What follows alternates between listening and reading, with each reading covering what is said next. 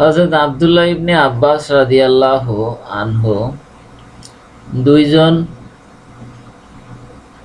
লিয়ানকারীর ঘটনা বর্ণনা করিলেন।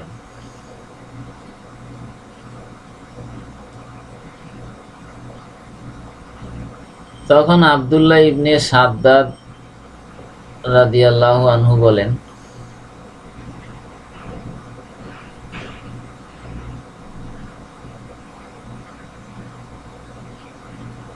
এই কি সেই স্ত্রীলোক যাহার সম্পর্কে হযরত রাসূল পাক সাল্লাল্লাহু আলাইহি ওয়াসাল্লাম বলিয়াছিলেন,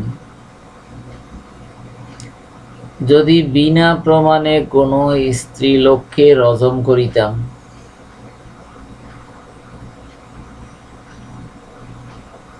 অর্থাৎ ব্যভিচারের জন্য পাথর নিক্ষেপ করিয়া হত্যা করা।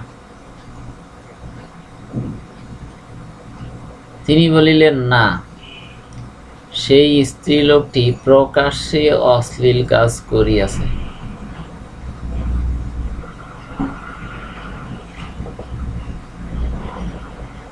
আল হাদিস বুখারী শরীফ, হাদিস নাম্বার ৬৭৪৪।